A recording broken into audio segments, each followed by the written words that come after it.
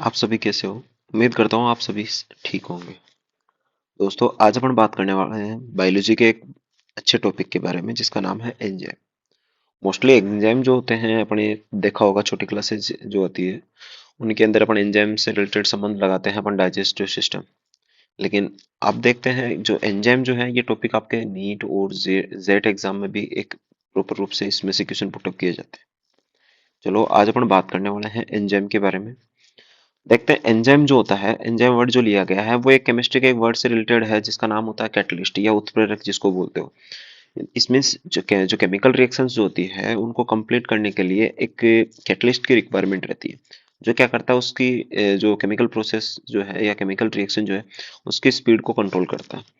And जो खुद होता है जो है मतलब जो कैटलिस्ट होता है वो क्या होता है, चेंजेस नहीं होता उस केमिकल प्रोसेस के अंदर। अब यहाँ अपन बात करेंगे किसके बारे में, एंजाइम के बारे में। तो ये एंजाइम को आप बायोकैटलिस्ट बोल सकते हो। बायोकैटलिस्ट इस मीन्स ये होता है कि अपने बॉडी की जो फिजियोलॉजिकल प्रोसेस जो होती है उन फिजियोलॉजिकल प्रोसेस में इन्वॉल्व होता है और अपनी बॉडी की जो फिजियोलॉजिकल जो प्रोसेस की जो एक्टिविटी है उसको कंट्रोल करता है। चलो अपन बात करने वाले हैं। मेनली अपन ने देखा है कि जो एंजाइम जो होते हैं ये प्रोटीन से बने होते हैं। एंजाइम जो होते हैं सारे के सारे प्रोटीन से फॉर्म होते हैं। अच्छा, अपन ये कह सकते हैं कि जितने भी एंजाइम हैं सारे के सारे टोटल एंजाइम आपके ये प्रोटीन से फॉर्म होते हैं, लेकिन ये नहीं कह सकते कि सारी की सारी प्रोटीन एंजाइम होती है। ये कहना यहाँ पे गलत होगा। तो अपन ये कह सकते हैं यार कि एंजाइम का फॉर्मेशन जो होता है, जितने भी टोटल एंजाइम फॉर्म होते हैं वो आपके किसके द्वारा फॉर्म होते हैं, प्रोटीन के द्वारा फॉर्म होते हैं। इसका मतलब इनमें प्रोटीन ही नेचर होता है, एमिनो एसिड्स की वजह से फॉर्म होते हैं। हालांकि कुछ इसके एक्सेप्शंस भी हैं, चलो बाद में देखते हैं इनके बारे में क्या क्या एक्सपेंशंस हैं। चलो अब यहाँ से स्टार्ट करते हैं अपने टॉपिक को। प्रोटीन प्रकृति के फर्स्ट ऑफ ऑल दिया गया आपको प्रोटीन प्रकृति। इसमें क्या होता है, ये प्रोटीन से फॉर्म होते हैं कि ऐसे पदार्थ जो जीवित कोशिकाओं में मतलब लिविंग सेल्स के अंदर क्या करते हैं कि बायोकैटलिस्ट जिसको बोला अपन ने जैव उत्प्रेरक का कार्य करते हैं। इसमें कोई भी फिजियोलॉजिकल प्रोसेस जो है, जो मान लीजिए जैसे ये प्रोसेस है यहाँ से उसको प्रोडक्ट फॉर्म करना है, इसको मान लो सेल के अंदर, तो इसको फॉर्म करने के लिए मतलब ए सबस्ट्रेट को बी प्रोडक्ट में कन्वर्ट करने के लिए क्या किसकी रिक्वायरमेंट रहेगी, एंजाइम की रिक्वायरमेंट रहेगी। चलो आगे करते हैं। एंजाइम कहलाते हैं इन सब चीजों की एक्टिविटी को क्या कहा जाएगा, एंजाइम कहा जाएगा। अब यहां से अपन बात कर रहे हैं नेक्स्ट, एंजाइम नाम किसने दिया था सबसे पहले। एंजाइम जो वर्ड दिया था वो दिया था एक साइंटिस्ट ने जिसका नाम था कोहने ने। सबसे पहले कोहने ने एंजाइम वर्ड दिया था। आगे एक साइंटिस्ट था बुकनर, ये भी अच्छा साइंटिस्ट था जिसने क्या कहा था, सबसे पहले एक एंजाइम को खोजा था। फर्स्ट ऑफ ऑल खोजा गया जो डिस्कवर किया गया जो एंजाइम था उसका नाम था जाइमेज। क्या नाम था उसका, जाइमेज। अच्छा दोस्तों, आपको याद रहे मोस्ट में मेनली क्या होता है, जो एंजाइम होते हैं वो सेल्स के अंदर फॉर्म होते हैं, लेकिन कौन से सेल्स में है, कुछ प्लांट सेल्स में है, कुछ एनिमल सेल्स में। ये जो बुकनर जो था उसने जो जाइमेज एंजाइम जो डिस्कवर किया था वो किया था ईस्ट सेल के अंदर। ईस्ट मतलब एक कवक के अंदर। ईस्ट के अंदर सबसे पहले खोजा गया जो एंजाइम था उसका नाम था आपका जाइमेज एंजाइम था। ये याद रहे दोस्तों, कौन सा एंजाइम खोजा गया था, जाइमेज एंजाइम सबसे पहले खोजा गया था। जो किसने खोजा था, आपके बुकनर ने खोजा था। ठीक है, अब आगे बात करते हैं। उसके बाद में जेपी सुमनर नाम का एक साइंटिस्ट था, एक बुकनर था, एक सुमनर नाम था। तो जेपी सुमनर नाम के साइंटिस्ट ने क्रिस्टल के रूप में यूरियज एंजाइम प्राप्त किया था। अच्छा मैं बता दूं आपको, यूरियज एंजाइम अपने यूरिया से, ह्यूमन यूरिया से लिया गया। यूरिया मतलब यूरिन से मतलब मूत्र से लिया गया।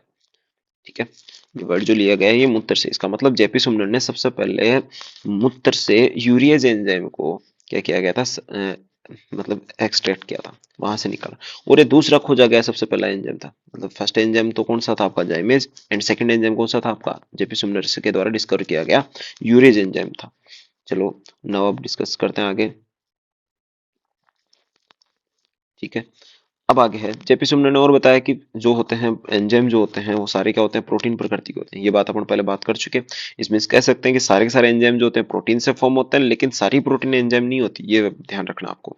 मतलब जितने भी आपके एंजाइम जो होते हैं, मान लो ये एंजाइम हो गया और ये प्रोटीन हो गया, तो जितने भी एंजाइम होते हैं सबका फॉर्मेशन किससे होता है, प्रोटीन से होता है। लेकिन सारी की सारी जो प्रोटीन है उन प्रोटीन का फॉर्मेशन एंजाइमों से नहीं होता, ये कह सकते हो आप इसको सिंपली लैंग्वेज में। चलो अब नेक्स्ट देखते हैं। मैंने कहा था अभी आपको कुछ एंजाइम जो होते हैं प्रोटीन नेचर के नहीं होते। उसमें एक एंजाइम का एग्जांपल है जाइमोजाइम, राइबोजाइम। जिसकी खोज करने वाले वैज्ञानिक थे, साइंटिस्ट थे, थॉमस सैक और अल्टमान नाम के दो साइंटिस्टों ने मिलकर के किया था, इसको डिस्कवर किया था। याद रहे दोस्तों, राइबोजाइम, भूले नहीं आप इसको। ये एक एक्सटेंशन, एकमात्र ऐसा एंजाइम है जो क्या होता है आपका किससे बनता है, प्रोटीन से नहीं बनता, सिर्फ आरएनए से बनता है। इसका नाम होता है राइबोजाइम। राइबो वर्ड लिया गया है राइबोज न्यूक्लिक एसिड से, मतलब आरएनए से, इसलिए इसको बोलते हैं राइबोजाइम। अच्छा, ये प्रोटीन का नहीं बना होता, लेकिन इसमें एंजाइम के सारे करेक्टर पाए जाते हैं। अच्छा, आप बोलोगे सर इसमें प्रोटीन से नहीं बनता तो फिर क्या होता, तो ये क्या होता है, एंजाइम के सारी क्वालिटीज रखता है, मतलब बायोकैटलिस्ट की तरह ये काम करता है, आराम से इजीली कोशिकाओं के अंदर जो भी फंक्शन होता है राइबोजाइम का वो परफॉर्म करता है। अब नेक्स्ट बात करते हैं, कुछ एंजाइम और भी होते हैं, कुछ एंजाइम और भी हैं जिनके बारे में बात करने वाला। चलो देखते हैं। अच्छा, आपने पढ़ा होगा डाइजेस्टिव सिस्टम के अंदर, आपने स्टोमक में पढ़ा होगा, आपने आमाशय के अंदर पढ़ा होगा कि आमाशय से दो तीन एंजाइम रिलीज किए जाते हैं, जैसे आपका पेप्सिनोजन है, प्रोरेनिन है, लेकिन वो इनएक्टिव कंडीशन के अंदर आते हैं। किस कंडीशन में आते हैं, इनएक्टिव कंडीशन के अंदर आते हैं। और इनएक्टिव वाली कंडीशन को क्या करना पड़ता है, अपने को थोड़ा सा एक्टिव कंडीशन में कन्वर्ट करना पड़ता है। और एक्टिव कंडीशन में कन्वर्ट करने के बाद में क्या होते हैं, वो बाद में एंजाइम जो होते हैं अपना फंक्शन परफॉर्म कर पाता है। हालांकि जो अपना आमाशय जो होता है उसके अंदर मेनली जो एंजाइम होते हैं वो प्रोटीन डाइजेस्टिव एंजाइम होते हैं, प्रोटीन को डाइजेस्ट करने वाले होते हैं।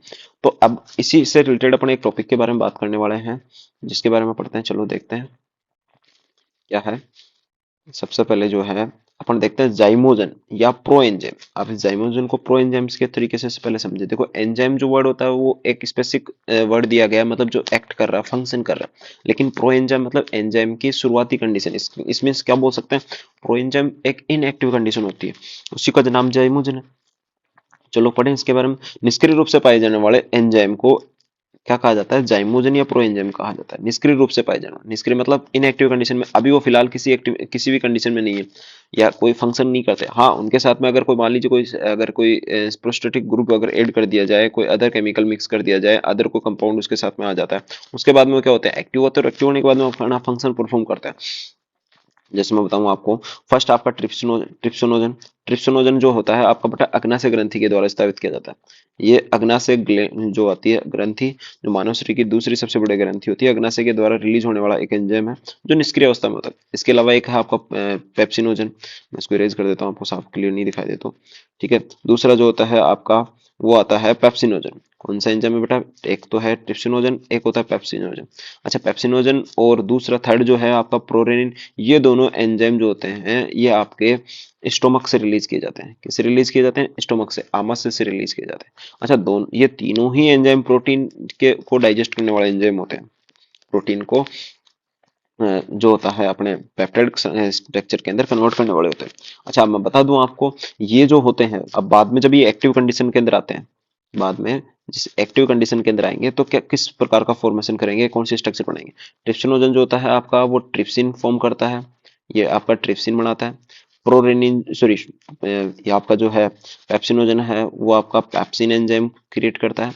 और प्रोरेनिन एंजाइम जो होता है वो आपका रेनिन एंजाइम जो होता है फॉर्म करता है। अच्छा, यहाँ से एक एक्स्ट्रा क्वेश्चन और आपको बता दूं, जो प्रोरेनिन एंजाइम जो होता है, प्रोरेनिन, ये प्रोरेनिन एंजाइम 2 साल से कम उम्र के बच्चों के अंदर ही पाया जाता है। इस एंजाइम का सिक्रेशन जो होता है स्टोमक में, जो 2 इयर्स एज जो के बच्चे हैं उनसे पहले पहले के बच्चों के अंदर पाया जाता है। इसका रीजन ये होता है, प्रोरेनिन एंजाइम क्या करता है, जब बच्चे अपने मदर का मिल्क सक करते हैं, अपने मदर का दूध पीते हैं, तो उस दूध के अंदर प्रेजेंट जो प्रोटीन होती है, मदर मिल्क में प्रेजेंट जो प्रोटीन होती है, कैसिन प्रोटीन, ठीक है, उसको डाइजेस्ट करने के लिए प्रोटीन की रिक्वायरमेंट रहती है। अब एडल्ट कंडीशन के अंदर क्या होता है, अपन मदर का मिल्क सक नहीं करते, इस वजह से अपने को प्रोरेनिन की रिक्वायरमेंट नहीं रहती, इसलिए अपने बॉडी के अंदर प्रोरेनिन या रेनिन एंजाइम का सिक्रेशन नहीं होता। ठीक है दोस्तों, एंजाइम के दो वर्ड्स और होते हैं एंजाइम से रिलेटेड, जिनका मतलब है, एक है एक्सोनिक एंजाइम और एक होता है एंडो एंजाइम। देखो दोस्तों, मान लो सपोज दैट कि एक सेल है, अगर कोई एंजाइम जो होता है सेल के अंदर फॉर्म हो रहा है, मतलब जिसका सिंथेसिस जो होता है, जो फॉर्मेशन प्रोसेस उसकी क्या हो रही है, सेल के इंटरनल पोर्शन में हो रही है, जबकि उसकी एक्टिविटी उस एंजाइम की बाहर की तरफ हो रही है, तब तो बोला जाता है उसको एक्सो एंजाइम। और अगर मान लो सपोज दैट कोई एंजाइम जो है, सॉरी, कोई एंजाइम जो है क्या हो रहा है, आपका सेल से बाहर फॉर्म हो रहा है, और जो एक्टिविटी शो करता है वो क्या करता है, सेल के अंदर करता है, तो उस कंडीशन में उसको एंडो एंजाइम कहा जाता है। इसमें से आप समझ सकते हैं कि एंजाइम की एक्टिविटी कौन से पोर्शन पे होती है, या अपन बोल सकते हैं साइट ऑफ एक्ट कौन सा होता है, जिसके हिसाब से अपन उसको पहचानते हैं। चलो अपन इसके बारे में डिस्कस करते हैं, देखते हैं आगे इसके बारे में। ठीक है, चलो। एक्सो एंजाइम, ऐसे एंजाइम का निर्माण जो होता है कोशिका के अंदर। पहली बात, निर्माण कहाँ होता है, फॉर्मेशन कहाँ होता है, सेल के अंदर। लेकिन कार्य कहाँ करता है, कोशिका के बाहर करता है। फंक्शन कहाँ करता है, कोशिका के बाहर। ऐसे वाले जो होते हैं वो उनको क्या कहा जाता है, एक्सो न्यूक्लियस, एक्सो एंजाइम कहा जाता है। अच्छा, एक्सो एंजाइम के एग्जांपल्स हैं कीट पक्षी प्लांट जो होते हैं, आपने पढ़ा होगा कीटाहारी पादप जिनको बोलते हैं, या जैसे आपने पिक्चर प्लांट का नाम सुना होगा, वेनिस फ्लाई ट्रैप प्लांट होते हैं उनके बारे में सुना होगा। मतलब अर्थ के ऊपर ऐसे प्लांट भी होते हैं जो क्या करते हैं, इंसेक्ट को अपने फूड के रूप में सक करते हैं। आगे है, इनके अंदर है फिर कवक है, जीवाणु है। ये क्या करते हैं बेटा, अपना जो शिकार करते हैं कवक, या फिर अपन बोल सकते हैं बैक्टीरिया जो होते हैं, अगर किसी अनदर बैक्टीरिया को, स्मॉल टाइनी बैक्टीरिया को क्या करेंगे, अगर ये मतलब फूड के लिए डाइजेस्ट करते हैं, तो इनका जो सेल सेल से रिलीज होने वाला जो एंजाइम है वो बाहर आके एक्टिविटी करता है। नेक्स्ट उसके बाद में है एंडो एंडो एंजाइम। ठीक है, अब एंडो एंजाइम के बारे में बात करें तो देखते हैं कि एंडो एंजाइम जो होता है वो क्या काम करता है। इसका निर्माण जो होता है वो, और फंक्शन जो होता है, दोनों कोशिका के अंदर होते हैं। दोनों कहाँ होते हैं, सेल के अंदर ही होते हैं। मान लो ये सेल है, उसी के अंदर उसका फॉर्मेशन हो रहा है, उसी के अंदर उसको इसकी एक्टिविटी शो हो रही है। मान लो कोई सेल के अंदर फॉर्म होने वाला एंजाइम वो जाके माइटोकॉन्ड्रिया में फंक्शन कर रहा है, तो वो सेल के इंटरनल पोर्शन में होता है। ऐसे वाले एंजाइम जो होते हैं उनको बोला जाता है एंडो एंजाइम बोला जाता है। जैसे न्यूक्लियस में हो गए, या फिर माइटोकॉन्ड्रिया में हो गए, हरितलवक में हो गए। न्यूक्लियस में जो होता है आपको पता है, आपका डीएनए का सिंथेसिस जिसको रेप्लिकेशन प्रोसेस भी बोलते हैं। इसके अलावा डीएनए से आरएनए बनना जिसको ट्रांसक्रिप्शन प्रोसेस बोलते हैं, या फिर आरएनए से प्रोटीन फॉर्म होने वाली प्रोसेस होती है, उनके अंदर हेल्प करता है। जबकि माइटोकॉन्ड्रिया वाला जो है, माइटोकॉन्ड्रिया में आपको पता है रेस्पिरेशन प्रोसेस होती है, तो रेस्पिरेशन प्रोसेस से संबंधित, और प्लांट्स में जो होता है आपका हरितलवक जो होता है जिसमें फोटोसिंथेसिस प्रोसेस जो होती है, इन सब के अंदर क्या होता है, एंजाइम कौन से काम में लिए जाते हैं, आपके एंडो एंजाइम काम में लिए जाते हैं। कौन से एंजाइम काम में लिए जाते हैं दोस्तों, एंडो एंजाइम काम में लिए जाते हैं। अब आगे बात करते हैं अपन, सबसे पहले सर्वाधिक एंजाइम पाए जाते हैं। अब आप एक सेल की, अगर सेल का कंपैरिजन करें, सेल के कौन कौन से पोर्शन में सबसे ज्यादा मात्रा में एंजाइम प्रेजेंट होते हैं, तो माइटोकॉन्ड्रिया लगभग 70%, एक सेल का 70% एंजाइम कंटेन करता है। इसमें एक माइटोकॉन्ड्रिया में पूरी सेल्स के 70% एंजाइम अकेले माइटोकॉन्ड्रिया में पाए जाते हैं। हालांकि जो आपका लाइसोजाइम जो होता है उसमें भी 60 से अधिक एंजाइम पाए जाते हैं। इसमें 60 से ज्यादा एंजाइम प्रेजेंट होते हैं, लेकिन इससे भी ज्यादा माइटोकॉन्ड्रिया में होते हैं। सेकंड नंबर पे आता है आपका हरितलवक है, थर्ड नंबर पे आपका लाइसोसोम है, और फोर्थ नंबर पे आपका गोल्जिका है। सेल ऑर्गेनेल्स में सबसे ज्यादा माइटोकॉन्ड्रिया पूछा जा सकता है आपसे, सेल ऑर्गेनेल में कौन सा एक ऐसा सेल ऑर्गेनेल है जिसके अंदर सब मैक्सिमम अमाउंट में क्या होता है, एंजाइम प्रेजेंट होते हैं, या फिर मिनिमम अमाउंट में एंजाइम प्रेजेंट होते हैं। चलो, अब आगे बात इसके बारे में अपन डिस्कस कर चुके। नेक्स्ट अपन पढ़ते हैं जो होता है, एक आपने बायोटेक्नोलॉजी वर्ड आता है। बायोटेक्नोलॉजी एक टॉपिक है 12th क्लास के अंदर, जिसके अंदर आता है आपके restriction enzymes. Restriction enzyme two types के होते हैं, एक्सो और एंडो। यहाँ पर बात कर रहे हैं एंडोन्यूक्लियस के बारे में। तो रिस्ट्रिक्शन एंडोन्यूक्लियस की डिस्कवरी जो हुई थी 1978 के अंदर हुई थी, और ये आर्बर और नाथन्स ने की थी। किस किस साइंटिस्ट ने की थी, आर्बर और नाथन्स ने। अच्छा, मैं आपको बता दूं पहले, रिस्ट्रिक्शन एंजाइम क्या होता है। देखो सिंपली क्या होता है, आपका जो डीएनए जो होता है, मान लो ये डीएनए की स्ट्रक्चर फॉर्म कर ले, एक 5 प्राइम टू 3 प्राइम हो गया, और एक 3 प्राइम टू 5 प्राइम हो गया। ये इसके टर्मिनल्स हो गए, एंड्स पोर्शन हो गए। अब इस डीएनए को ऊपर अगर अपने को क्या करना पड़ेगा, एंडोन्यूक्लियस है, एंडोन्यूक्लियस मतलब ये क्या होता है, डीएनए के सेगमेंट बनाता है। मान लो इस डीएनए को यहाँ यहाँ से कट करना है, मतलब इतना सा पोर्शन हटाना है, या इतना सा पोर्शन हटाना है, या फिर ये हेलिक्स हटाना है। ऐसा करना है, अगर अपने इसको टुकड़े करने, तो ऐसे टुकड़ों के अंदर काम में कौन आता है, आपका एंडोन्यूक्लियस एंजाइम काम में आता है। तो ऐसे जो है, आगे इसके बारे में बात करते हैं, क्या देख कर कह रहा है। सबसे पहले कि एंजाइम की खोज के लिए इनको नोबेल भी दिया गया था। आर्बर और नाथन्स ने 1978 के अंदर रिस्ट्रिक्शन एंडोन्यूक्लियस एंजाइम की डिस्कवरी की थी, इसलिए उनको नोबेल प्राइज भी दिया गया था। कुछ एंजाइम से रिलेटेड और जनरल नॉलेज के क्वेश्चन है, जीके क्वेश्चन है, देखते हैं। देख, सबसे पहले जो होता है अल्फा जाइमेज एंजाइम जो के बीजों के अंकुरण को उद्दीप्त करता है। जो के अंदर alpha amylase sorry alpha amylase नामक एक एंजाइम प्रेजेंट होता है, जो के जो होते हैं, बार्ली जो होता है उसके सीड्स के अंदर प्रेजेंट होता है। वो सीड्स जर्मिनेशन को प्रोसेस को उद्दीप्त करता है। उद्दीप्त करने का मतलब होता है उसको प्रमोट करता है। मान लीजिए सोइल आ गई, उस सोइल के अंदर अपन ने जो के बीज को, सीड को डाल दिया। अब यहाँ इसको उपयुक्त नमी, जल, या जो भी है हवा प्रकाश मिला, उसके बाद में क्या होगा, ये बीज जो होता है ग्रो करना स्टार्ट करेगा। इस बीज के ग्रो करने की प्रोसेस जो होती है कितनी ज्यादा फास्ट होगी, वो किस पे डिपेंड करेगी, आपके अल्फा एमाइलेज पे डिपेंड करती है, कि कितना क्या प्रोसेस में या कितना क्या अमाउंट में आपका अल्फा एमाइलेज फॉर्म हो रहा है। चलो आगे देखते हैं। अभी मैंने कहा था आपको लाइसोसोम के अंदर 60 से अधिक एंजाइम पाए जाते हैं। वो सारे के सारे एंजाइम जो होते हैं जल अपघटनीय एंजाइम होते हैं। जल अपघटनीय में अंदर अंदर मतलब होता है हाइड्रोलाइसिस एंजाइम होते हैं। कैसे एंजाइम होते हैं बेटा जी? हाइड्रोलाइसिस एंजाइम होते हैं। हाइड्रोलाइसिस, हाइड्रोलाइसिस का मतलब होता है किसी मतलब किसी जो जो सेल का जो पोर्शन है, जैसे आप इसको जानते हैं आत्मघाती थिली भी कहा जाता है लाइसोसोम को। मतलब कहीं पे भी अगर इसको गिराया जाए तो ये उस चीज को डाइजेस्ट कर देता है। डाइजेस्ट मतलब उसको हटा देता है, नष्ट कर देता है उस एक्टिविटी की वजह से। इसको हाइड्रोलाइसिस एंजाइम बोला जाता है। चलो आगे देखते हैं अपन आइसोजाइम एंजाइम। आइसो, आइसो एक वर्ड आता है, आइसोमेरिटिकल, सममिति, समावेयी, केमिस्ट्री में आपने पढ़ा होगा। तो आइसो से रिलेटेड है। देखो क्या करते हैं, ऐसे एंजाइम जो विभिन्न रूपों में मिलते हैं, विभिन्न रूपों में, जिनके अलग अलग फॉर्मेशंस होते हैं, अलग अलग, सॉरी अलग अलग फॉर्म्स होती है उनकी, उसको वैसे एंजाइमों को बोला जाता है आइसोजाइम एंजाइम। ये चतुर्थ प्रोटीन के बनाते हैं, ये फोर्थ ग्रेड जो प्रोटीन होती है उसके द्वारा फॉर्म होते हैं। उसके बाद में देखा है, इसका एग्जांपल दे रखा है गेहूं के अंदर जो होता है अल्फा माइलेज जो होता है, गेहूं के अंदर और जौ के अंदर अल्फा माइलेज पाए जाते हैं। जौ का अल्फा माइलेज जो होता है वो तो क्या करता है, उसके सीड जर्मिनेशन को बढ़ा देता है। और गेहूं में जो अल्फा माइलेज होता है वो क्या करता है, आपका किस कैटेगरी का आता है? आइसोजाइम कैटेगरी का आता है। नाउ अब इसके बाद में आगे डिस्कस करते हैं। देखते हैं कुछ इंपॉर्टेंट क्वेश्चंस दे रखे हैं, क्या आप जानते हैं, क्या आप जानते हैं, मतलब जो है आपके एंजाइम से रिलेटेड कुछ इंपॉर्टेंट क्वेश्चंस हैं। देखो क्या आप जानते हैं कि अंदर सबसे बड़ा पड़ता है एंजाइम की सक्रियता और क्रियाशीलता का मापन जो होता है, सॉरी मापन लिखा हुआ है यहाँ पे, मापन जो किया था वो सबसे पहले वो केटल नामक साइंटिस्ट ने किया था। किसने किया था बेटा? सबसे पहले केटल ने किया था। एंजाइम का संश्लेषण जो होता है राइबोसोम की सतह पे होता है। आपने पढ़ा होगा राइबोसोम जो होते हैं 3 टाइप के होते हैं, 70S राइबोसोम भी होता है, 80S राइबोसोम भी होता है और एक 55S राइबोसोम भी होता है।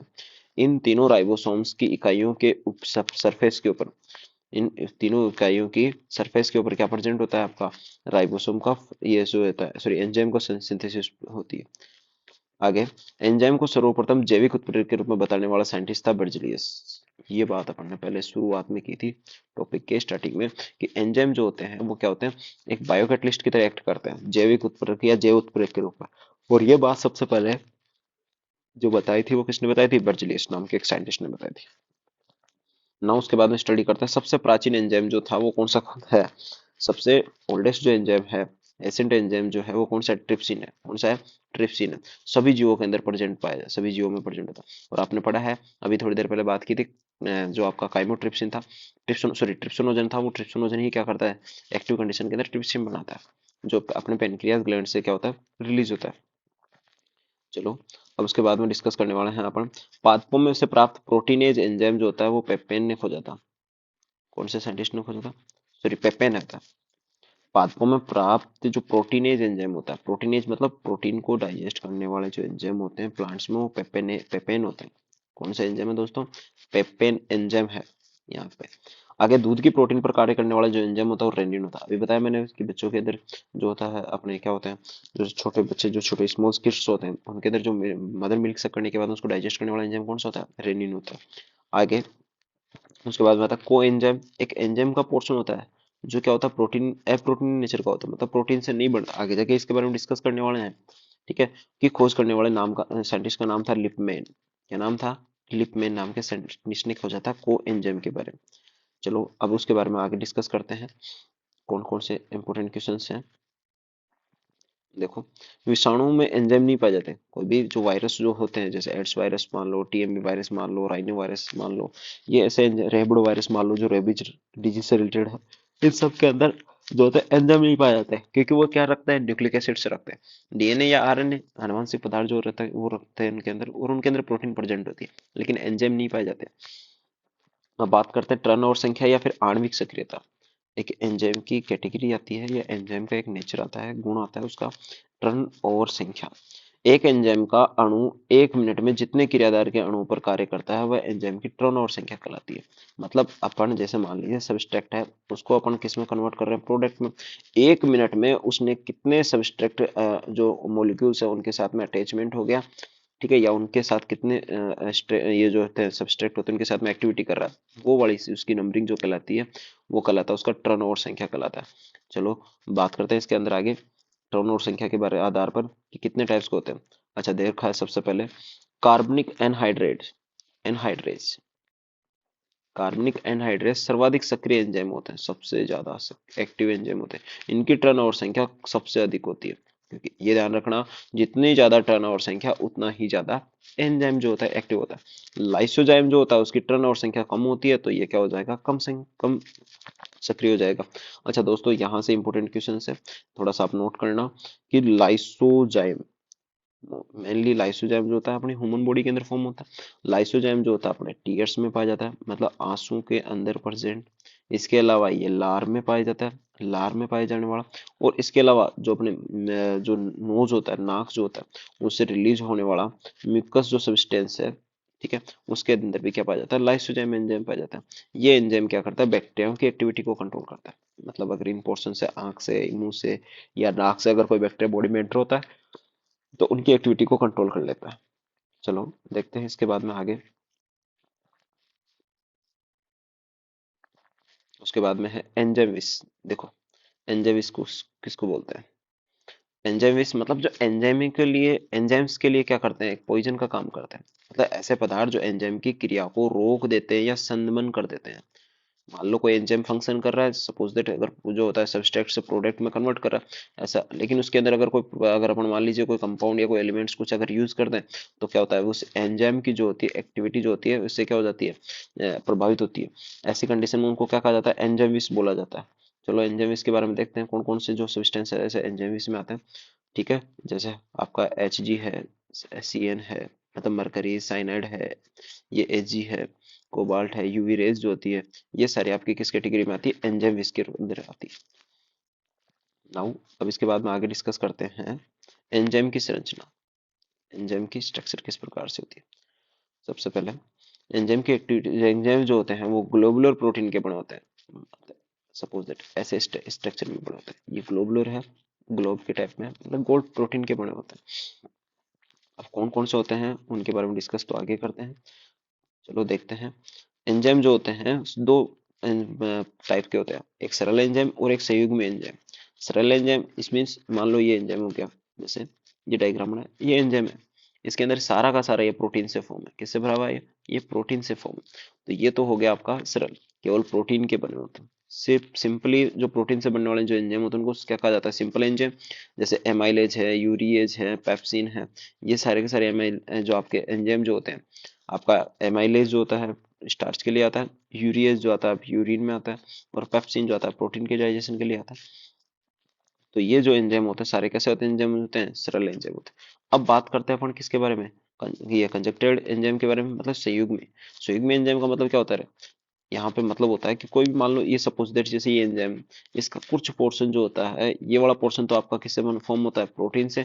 इसके अलावा इस पोर्शन के अंदर कुछ स्पेसिफिक जो होते हैं कंपाउंड्स ऐड होते हैं, ठीक है, ऐसे वाले, या जिसको बोल सकते हैं प्रोस्टेटिक ग्रुप जो होते हैं, ये इस टाइप का जो होता है उसको को बोला जाता है आपका संयुग्मी एंजाइम। चलो संयुग्मी एंजाइम का डायग्राम नीचे दे रखा है, अपन यहाँ से डिस्कस करते हैं। यह एंजाइम प्रोटीन व अप्रोटीन दोनों से मिलकर बना होता है। इसका मतलब इसमें प्रोटीनस नेचर भी आता है और नॉन प्रोटीनस नेचर भी आता है, लेकिन काम वो एंजाइम की तरह ही करेगा। देखते हैं यहाँ से, जैसे ये डायग्राम आपको फॉर्म कर रखा है, इस डायग्राम में देखते हैं अपन कि क्या कर रखा है। इस गोल स्ट्रक्चर से के अंदर दे रखा है, ये जो होता है ये वाला पोर्शन जो है, ये तो कैसे दे रखा है आपका अप्रोटीन है, ठीक है, मतलब बिना प्रोटीन से बनने वाला। इसका मतलब ये प्रोस्टेटिक ग्रुप हो गया। और इसके अलावा जो प्रोटीन वाला जो पोर्शन है, ये वाला पोर्शन जो है जितना भी ये प्रोटीन से फॉर्म होता है, और प्रोटीन से फॉर्म होने वाले एंजाइम के पोर्शन को बोला जाता है एपो एंजाइम। क्या बोला जाता है दोस्तों, एपो एंजाइम। क्या बोलते हैं इसको, एपो एंजाइम। याद रहे, ऐसा एंजाइम जो प्रोटीन और उसके अलावा अप्रोटीनीय भाग, प्रोस्टेटिक ग्रुप हो सकता है, धातु आयंस हो सकते हैं, अगर उनके द्वारा फॉर्म होता है, तो ऐसी कंडीशन में उसको बोला जाता है आपका संयुग्मी एंजाइम। चलो नाउ डिस्कस करते हैं आगे। प्रोटीन का वह प्रोटीन भाग को एपो एंजाइम और अप्रोटीन भाग को प्रोस्टेटिक ग्रुप कहा जाता है। पढ़ लिया अपन ने भी। एंजाइम की सक्रियता के फैक्टर के कारण ही होती है, जिसे डायलाइसिस द्वारा प्रतिक्रिया किया जाता है, ठीक है। सक्रियता फैक्टर की वजह से होती है, मतलब जो आपने पढ़ा को फैक्टर जिसको बोलते हैं अपन, या प्रोस्टेटिक ग्रुप जो बोलते हैं, इसको आप को फैक्टर भी बोल सकते हैं। ये एंजाइम कितना ज्यादा एक्टिव होगा, प्रोस्टेटिक ग्रुप का यहाँ नाम क्या लिया, को फैक्टर यूज किया है। इसमें मैं बता दूं आपको वापस डायग्राम के अंदर जो होता है, ये मान लीजिए सपोज दैट ये आपका प्रोस्टेटिक ग्रुप होगा। इस प्रोस्टेटिक ग्रुप को आप बोल सकते हैं कोफैक्टर। क्या बोल सकते हैं इसको? कोफैक्टर। तो कोफैक्टर इसका मतलब अपने देखा कि एंजाइम जो होता है, ये एंजाइम जो होता है इसके दो पोर्शन हो गए, एक तो हो गया प्रोटीन ये पार्ट और एक हो गया कोफैक्टर। तो कोफैक्टर किस टाइप का है उसी के हिसाब से उसकी क्या होती है, एक्टिविटी होती है। मतलब अपन ने पढ़ा था अभी ऊपर ने अपन ने डिस्कस की थी कि एंजाइम की जो होती है वो टर्न ओवर संख्या जो होती है वो किस पे डिपेंड करती है, एंजाइम की एक्टिविटी पे। अब एंजाइम जितना ज्यादा क्या होगा, पावरफुल होगा, कब? जब उसके अंदर कोफैक्टर कितने किस हिसाब से पाया जाता है। आगे, एपो एंजाइम और प्रोस्टिक समूह को सम्मिलित रूप से होलो एंजाइम बोला जाता है। क्या बोला जाता है? Holo enzyme. इसमें से देखो, ये एंजाइम, इसके अंदर ये वाला जो पोर्शन है ये तो क्या हो गया आपका, प्रोस्टेटिक ग्रुप वाला हो गया जिसको कोफैक्टर बोलते हैं, और ये वाला जो पोर्शन है ये वाला हो गया आपका प्रोटीन वाला। अब दोनों को एक साथ क्या बोला जाता है? होलो एंजाइम बोला जाता है। क्या बोला जाता है दोस्तों? होलो एंजाइम बोला जाता है दोनों को एक साथ। चलो आगे, प्रोस्टेटिक ग्रुप जो होते हैं टू टाइप के होते हैं। अब आगे डिस्कस करने वाला भी अपन ने पढ़ा कि एंजाइम के अंदर, होलो एंजाइम के अंदर जो अप्रोटीनीय भाग जो होता है वो टू टाइप का होता है। इसमें प्रोस्टेटिक ग्रुप जो होते हैं दो टाइप के, एक तो होते हैं सक्रिय कारक और दूसरे होते हैं को एंजाइम। ठीक है, एक तो होते हैं सक्रिय कारक और एक को एंजाइम, मतलब एक होता है एक्टिवेटर और दूसरा होता है को एंजाइम। यह अकार्बनिक धातुएं होती है जैसे जिंक है, ठीक है, ये क्या बोलते हैं, कॉपर है, पोटेशियम है, मैग्नीशियम है। ये ऐसे धातु आयन जो होते हैं या धातु जो होती है, मेटल्स जो होती है, वो किस में आती है आपकी सक्रिय कारक के रूप में, और कोएंजाइम के रूप में जो होता है वो क्या होता है, देखो ये है,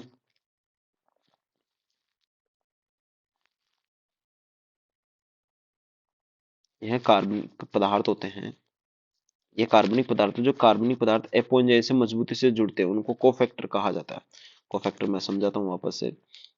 कार्बनिक पदार्थ जो होते हैं एपोएंजाइम से, जैसे मान लो सपोज करो ये आ गया अपना, ये एंजाइम बना दिया, ये प्रोटीन वाला पोर्शन हो गया इसका, ठीक है, ये प्रोटीन वाला पोर्शन हो गया, और इसका जो अपर पोर्शन है मैंने यहाँ से फॉर्म नहीं किया, ये जो है ये क्या किससे बना हुआ आपका, ये बना प्रोस्टेटिक ग्रुप से। और प्रोस्टेटिक ग्रुप जब इससे यहाँ से अटैचमेंट जो होता है, मैं यहाँ पे कलर चेंज कर देता हूँ, जो होता है यहाँ पर ये मजबूती से जुड़ा हुआ, ये जो है आपका यहाँ पे मजबूती से इसका कनेक्शन बना हुआ, ये कनेक्शन जो बनाने वाले जो पोर्शन होते हैं वहां पर प्रेजेंट जो होता है उसको बोलते हैं, मतलब कार्बनिक जो पदार्थ होते हैं उनको बोलते हैं कोफैक्टर। अब ये कौन कौन से होते हैं इसके एग्जांपल दे रखे हैं, जैसे एनएडी दे रखा है, एनएडीपी दे रखा है, एफएडी दे रखा है, एफएमएन दे रखा है, एटीपी दे रखे हैं। ये सारे ऐसे जो हैं आपके कोफैक्टर के एग्जाम्पल्स हैं जो किसमें काम में आते हैं, सह के अंदर काम में आते हैं। चलो आगे डिस्कस करते हैं अब इनके बारे में,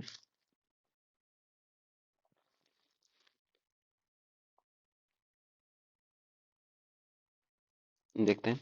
एंजाइम में विक्रिया की सक्रियण ऊर्जा को कम कर देते हैं। एंजाइम जो होता है वो क्या करते हैं, कोई भी रासायनिक विक्रिया होती है उसमें सक्रियण ऊर्जा जो होती है उसको क्या कर लेते हैं, कम कर लेते हैं। ट्रिप्सिन है, एमाइलेज है, एंजाइम उदासीन पीएच पर भी कार्य करते हैं।